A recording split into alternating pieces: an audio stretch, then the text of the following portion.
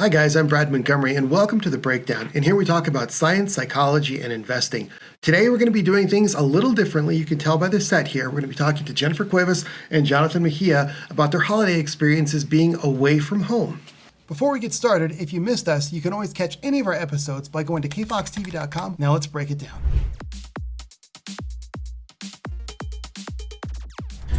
And how are you guys kind of keeping your holiday traditions alive when you're away from home? And then if you want to pivot also, what are those traditions at home that you had compared to what you're doing this year?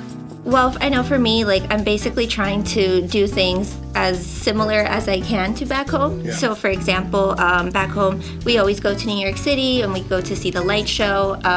We go to see, the Rockefeller tree at the Rockefeller Center, of course, and the New York Rockettes. But, for example, last year, me and my fiance, we went to Winterfest, which was really cool. We got to check out the light show that they have here.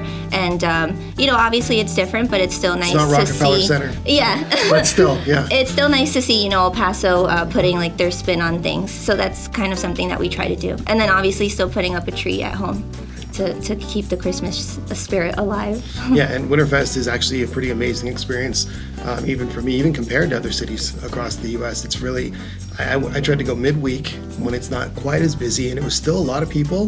There were a lot of food options, a ton of lights. It's actually quite a bit of fun. Now, what about you? Because you're coming from Boston. So you're used to seeing, just like Jennifer too, a little more snow. It can happen here, but it's not a guarantee to have it laying around on the ground, more so for sure in Boston. So what's the whole difference like for you? For sure. First and foremost, thank you for having us here on The Breakdown. Jennifer and I bring you the East Coast swag, New York, Boston. Right. But no, like Jennifer said, some of the traditions in my family is that we either spend Christmas either in Boston or we go to Honduras because my family is from Honduras. Okay. So it's kind of hard. This is my first time being away from my family. Like Jennifer said, I've gone to Winterfest, keeping up some decorations up at home, and then I'm a photographer as well, so I have prints of some of the past times we've been in traveling, and I have that up there. So it's a bit tough, yes, but you get to kind of fill in that void with things like Winterfest or just reflecting on past trips with my family in my case. And really quickly, how long have you been from Honduras to Boston? How many years has your family been in Boston? So my family has been, my mom was here. She got here, I would like to say, I think around the 90s, early 90s. Okay. Early 90s, late. We've been here for a while.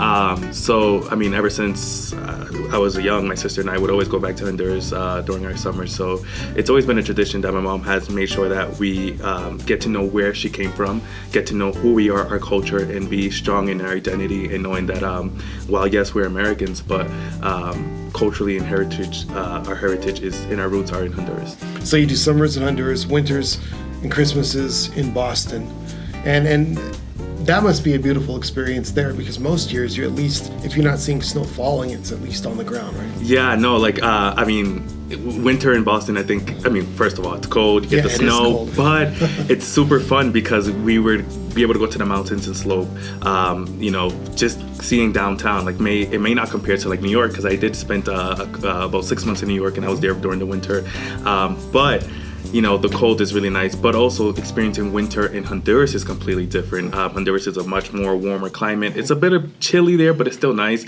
But the traditions in Honduras, you have the tamales, you have the sandwiches that they call de pollo, so chicken sandwiches, and everyone is so nice and welcoming and warm. And I think that's not just to Honduras, but that's just the Latino Hispanic community. Right. And in every streets, every house you see lined up with lights. Oh, cool. You get the fireworks. So it's really exciting, and I think for a long time, I've been able to get the best of both worlds, both best of America and the best of Honduras. So even though you don't have the cold, you still got the traditions going on. Correct. That's wonderful. Yeah. And from what I hear from you two, and this is something that I made a mistake on, and it was interesting as far as this subject goes. I thought about my first Christmas away from home, years ago, and I was working in the business, and I hadn't really thought about it. I didn't put too much planning into it, and it was literally only one of 2 years, one or 2 years that I didn't spend Christmas with my family. And now that has changed since, but at the time that was a big deal.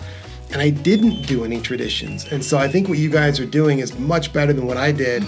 I woke up Christmas morning. I remember it was like 7 o'clock, no tree, no stockings, no nothing. And I really felt it that morning. So that's good that you guys are kind of filling in with these traditions. Have you guys gone to any holiday parties or done anything like that as well to kind of help out?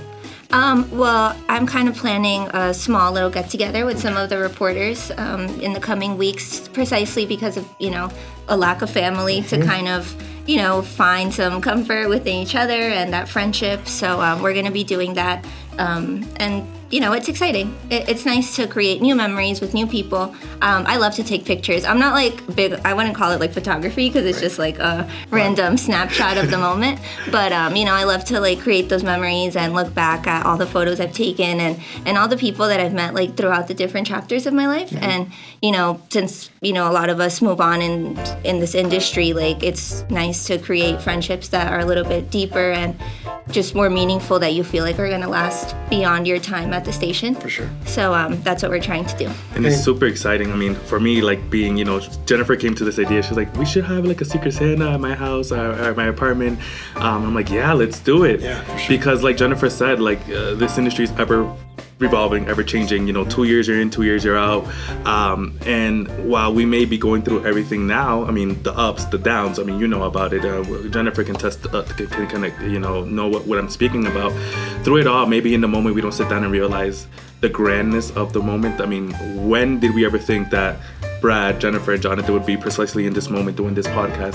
Right. And maybe right now we take it for granted, but years ahead, or just years ahead in our lives or in our career, we think back and was like, well, my first market had a great experience. I had mentors that I can go to, or people who had been in this industry for a while, but also my coworkers. I mean, in this environment, there is no competition. We really help each other out, and I mean, the fact that she's opened up her home to us. This is not the first time we got to celebrate her birthday, and that was really fun. Just being out of the office and getting to know my coworkers outside of what we do. Mm-hmm. And did you guys, either one of you, get a chance to go home for Thanksgiving, even though not so for Christmas? No, so no holiday. Okay, so no holiday love this time. What was your Thanksgiving like? It's gonna put it. My Thanksgiving, I would say last year was a bit more successful because I actually did the green beans and the mashed potatoes and the ham, but we realized that was too much food for two people. So this year we decided to cut back and we just did a completely non-traditional meal. I mean, it was still nice. We spent it together. I had the day off, so at least I, was able to spend it with my fiance. But it was definitely smaller, much quieter than before. Back home, my mom, I personally don't love turkey, so my mom, she'll make the ham for me, she'll make the turkey for everyone else. She makes arroz con gandules, which is like rice and beans, all different types of salads, basically the usual spread that we're used to. So we didn't get all that, but and then we won't get that for Christmas either, but we'll think of something, a little bit bigger. And last year my mom was able to come for Christmas, but this year she won't be, so this will be like my first Christmas without her. Okay. So that'll be, I don't know, I guess a little different. And, okay, so in your Thanksgiving now, how was yours? Same exact thing. I was here, I was working, so I think, obviously the day of, I was a bit sad, just FaceTiming with my family. Yeah, that kind of hits you a little bit. Yeah, but I'm also thankful that I worked because my time was, I guess I didn't have the time to sit and soak. Right. So I was like, all right, I get to work. And at the end of the day, I was still helping out the community and just being out there. Right. But like Jennifer said, the arroz con gandules, that's amazing. We do turkey. We don't really like turkey. We're more pernil. So pernil is... we don't know how to make pork shoulder, I believe. But it's out of pork. Mm-hmm. You have your fried chicken. You have your potato salad, your green salad. It's so flavorful, so rich, and I just thinking about it, my mouth waters. But yeah, it's a lot of food, and just being around family, Brad. Like here in the United States, and I say this because I spent holidays back in Honduras, so I noticed the way the lifestyle is in Honduras and the lifestyle here in America. Here in America, it's go, go, go all the time. And I come from a city like Boston. It's on the go every time. Big difference here in El Paso, still kind of, slower. But the time that everyone takes time to just chill and just be with each other, I think that is really, really valuable. Yeah. Sorry. Go ahead. No, well, just on that note, it's funny, like, even looking back at the holidays now, I would always help my mom prepare everything. And every now and then it would kind of become like I have to go peel the apples for the apple salad, like a chore basically. Right. But yeah, exactly. And now looking back at it, I'm like, oh man, like I wish there was someone here to peel some apples with me, because it's not the same cooking by yourself, especially during like, you know, a holiday time where it's supposed to be like a big meal. So that's definitely something that like I've noticed and has hits me every now and then. Like, oh man, I miss like those everyday chores. That's one thing I'll say, you know, to you too, in Boston and New York, you know, growing up in coastal Southern California, I always kind of envied the northeastern U.S. around the holidays. Like, you guys made it look so festive with the snow. It seemed like at the right time, and the lights, and from DC all the way up through Philly and New York and Boston. And I mean, and it just looks so beautiful. I know, like you said, it's cold. There's a bite in that air, but it really did. In LA, we would see, LA area, Orange County, you'd see maybe some snow in the mountains, which was kind of cool. I remember one time going to Christmas Eve Mass, and you could see the snow as the sun was setting, and that was really neat. But overall, we didn't have. In fact, the best way to put it, my mom told me this funny story. She'd come from Montana to Southern California, and I said, what was it like not having winter? And so she moved to Southern, she says, well, I moved down there, and she says, winter never came. And I was like, so I never got to really see, some of my first white Christmases were literally in Texas. Oh, wow. It was North Texas, and then some flurries here around Christmas. Yeah, I mean, I think when I was younger, I would love the snow days. Like, it was like no school, going out, playing snowball fighting, and then occasionally making money shoveling snow. Like, that was really fun, you know, just being out there with my sister, my cousins, and just people from the community, kids at that time, you know, just shoveling snow and making, what, like $20 an hour? Not an hour, sorry, but like, they would pay us something. But now that as I got older, I was like, oh gosh, the snow. And the cold. I'm like, I was in school. I remember one time my freshman year of high school, 2015, we had like probably the worst winter we had in years. I was off of school for like 2 months, and there was so much snow that they didn't know where to put it. They would just take it and dump it into the ocean. I remember that year. That was they were dumping it in the harbor, weren't they? Yes, exactly. Yeah, Boston Harbor. So it's crazy. But it was fun. Senior year of high school, but like I was like literally out of school for like 2 months. Oh my gosh. Now, do you like snow? Yeah, I love the snow. Okay, you do. Yeah, I do. I do miss it. I love it, but I don't know. I feel like obviously in the recent years we haven't gotten as much as we used to. Yeah, I remember when I was little, like the snow used to, you know, reach my knees. Obviously I was smaller, but like it was still much higher than what it gets now. But you know. I have like a love and hate relationship with snow. Like, I love it when it's recently fallen, pristine, nice. Yeah. But you know, after a couple days, like dirty. When it gets dirty, like, that's true. Then it gets dangerous. I do like kind of like unfreezing my car when it gets all frozen up. Oh, nice. Now I want to kind of pivot as well. Now we've talked about the holidays and what it's like being away, the things that you guys are doing on your own to kind of fill that void. But you guys are also essential workers, you know, and what's it like, some of the sacrifices. Let's talk about that as you're starting out kind of in this career that you've had to make just in general throughout the year. Like you said, we're essential workers, you know, we're out in the community every single day. I mean, I really truly do love and enjoy this job. The fact that I get to go out in the community, meet someone every single day that is totally new or different, and everything just comes together at the end. We're either helping them out with their stories, being the voices that they need, or we're holding the people who are in charge accountable. I know it sounds cliche, but that's literally what we do. So it's tough. It's not easy, but we understand that there's a purpose for what we're doing. And while we may be away from home now, I think the outcome is much more greater that we're helping, we're impacting a community. For example, the El Paso community. And how do you feel with the sacrifices just over in general that you've with the career? I don't know if like sacrifices would be the word. Like, I look at it more objectively in terms of like, this is the job and this is what I signed up for. And for me, I'm very grateful to be here. And every day that, you know, I put my story together, it reminds me of when I was in school, you know, taking those classes and learning how to put a package and editing and just being able to do that every day. And you know, like, what is it? See the fruits of your labor kind of thing? Like, you know, every day. Like, it's really special. So I mean, obviously, like, exactly. Like, I do miss my family, but I don't know if I would necessarily call it a sacrifice because I really, you know, enjoy being here and I wanted to be here and this is what I signed up for. So this is, you know, just part of the deal pretty much for me. That's kind of how I see it. And another thing too is a lot of people don't realize what they do is they can schedule their holidays another time. Right. So, and that's kind of what you guys do. You know, I recently, I think I had my Thanksgiving like a couple weeks after Thanksgiving, and it was just kind of a chilled out time. Did a little Christmas shopping and got a couple things done, but it's just news doesn't stop for holidays. And kind of in that vein, what's it like for you guys to cover some of the more tragic stories that can come around during the holidays? Sometimes they can be tied into the holidays directly or just by time. Yeah, I mean, I think right now what's impacting me, I'm a really strong person, and I really don't try to take what I'm covering home with me. But it's hard. For example, now we're seeing the migrant crisis, right? I think about the fact that they're staying out there in the cold. It's winter. It's really, really cold, but two, it's like the holidays, you know, a time when you're supposed to be with family. So I think about like they're far away from home.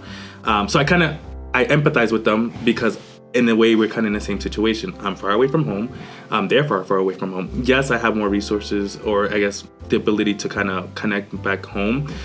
But I mean, I empathize with them in the simple fact that, you know. That's a good point. You can see more of the connection there. Exactly. Yeah. It's a difficult time, you know, especially with New Year's coming up. You know, a lot of people use New Year's to kind of start fresh and reset. And for them, I mean, they're resetting, in a new country, new opportunities, but it doesn't take away the fact that they're still far away from home. Right, no, for sure. In a strange area that they have no clue. It's not like they went, you guys kind of maybe looked at this area a little bit before you got here, so you knew a little bit. They're just here, you know, and then, like you said, during the holidays, it's got to be really rough for them. What about you, the stories as far as covering some of the more difficult stories this time of year? Yeah, I mean, I think like Jonathan said, it's important to not like attach yourself too much to the story, but not to, you know, steal his whole answer. But obviously the migrant crisis, like you can't avoid but see what's happening. And yeah, it definitely is hard to, especially when you see the kids, you know, coming along on this journey. It's definitely difficult to see those images or just seeing it in person, you know, talking to them, that kind of thing. It's a unique experience, but it's also like very intense, you know, like you wouldn't think, I don't know, that I didn't know that I was going to get the opportunity to work so closely with, you know, for example, migrants in this case. Right. And it's, you know, it's different, you know, being able to do it yourself versus just reading an article about the situation, you know, covering it yourself. Yeah, like it's, I don't know, it's pretty intense some days. I could see that. Yeah, and Jennifer mentioned kids. Sure. Like, you know, we're not parents, but you're a father, and I have a lot of nieces and nephews. So when you mention kids, that's when, like, for me, I'm like, I start thinking about, you know, what if my niece or my nephew was in that situation? That's where things start to get, I'm like, oh. But, I mean... Yeah, definitely those stories. Also, like, for example, inflation, you know, that's something that we've been covering a lot this year. And I don't know, I glanced at a report the other day that said that food was going to get 7% higher next year. And so, I don't know, it just makes me feel worried, like, for the world that there's so many people, you know, whether it's this country or any other country, like going through poverty, like severe poverty, and we don't necessarily think so. We kind of just go about our days and everything's fine. We buy what we want at the supermarket and, you know, we eat at the restaurant that we like. But sometimes that does kind of hit me, like when I see those numbers like that, I'm like, oh my gosh, like there's a global problem, you know, and it's just there, but we have to cover it. And sometimes it's hard when you think that there's people out there who can't afford to buy like the regular food. Exactly. Yeah, or the stories at the food bank, you know, that the what's it called? Like the warehouse where the food bank would get their food is also down. So it's where are the options, you know? And I think it's very important that we're covering it because, for example, like I know inflation is rising, but I don't really pay like I go to the grocery store, I get what I get and I pay, that's it. Like, but when I'm out there reporting, asking a family member, like, how's it for you? And they tell me, well, I got to cut back on this because I need to provide for my family. Or, like, I had to pick up another shift because I need to provide for my family. And that's when you realize, like... It's not just about hard you. To hear, yeah. Yeah, it is. Yeah, it almost, because they, you know, then they probably, if they have the kids with them, you know, it's kind of like, I see what you're saying. Now, so... They're also, on the flip side, there's a lot of positive stories. Yeah. So what are some of the most fun, let's start with you, Jonathan, some of the most fun stories that you've gotten to cover? No, I mean, I'm all about fun. Every time I get the opportunity to kind of branch out from the breaking news of the day or the news of the day, I try to branch out and do stories that I'm really interested. So, for example, Hispanic Heritage Month. I'm a big foodie. I love to eat. That was a great I wish I could have tagged along with you on that one. So that was really fun. And for me, it was about highlighting diversity here in the borderland, because here in the borderland, you have a lot of people from Mexico. Rarely do you have from other countries. And I came, and the first thing I researched was Hondureños in El Paso, trying to find Facebook groups, trying to find restaurants, nothing. And then I started researching, okay, so if there's no Hondurans here, like what are more of the Caribbeans here? So I found a Puerto Rican restaurant that I was able to highlight. And then I found the Cuban one, which is really nice. And then the food truck from El Salvador. And they have pupusas, which is so amazing. You guys have to try it out. So doing stories like that. And also I love animals. Like I told you, I grew up in Honduras and Boston. So back home in Honduras, we have, we don't live in the countryside of Honduras, but we do have family in the countryside. So I grew up around horses. Yeah, you riding horses? Riding horses, cows, like everything. So horses are my favorite animals. And I was like, you know what? I need to get on a horse. I'm in El Paso. I have to do it. How did I do it? Well, I was able to reach out to Border Patrol's Horse Patrol to see how they are using the horses nowadays with technology. Right. I mean, animals are still a very important part of their job. So that was really fun. Yeah, it's just real quick. I had an experience. My dad's from East Texas, town of 2,000 people, small town in the woods, and so they had horses and stuff. And so his uncle had a horse, and he let me ride it, And I remember I thought it was gonna be like the movies, I don't know what I just pictured some okay, this is gonna be cool. So I get up there. And I just sat right on the horse's back, and on the saddle and everything, but just, and it was so uncomfortable, every single, but then they told me, you got to use your knees and your legs as a little bit of shocks almost. And when I started doing that, then it felt a little better, but at first I was... Yeah, and it also depends what type of breed of horse you're riding too, because some small horses, this is a bit too technical, but they have a smooth trot. So no matter if they're running, walking, they're smooth, but there's some that they're so you just gotta brace it on. Yeah, that's right, yeah. But it's fun, and every time we get to branch out and do things like that, I'm all for it, so.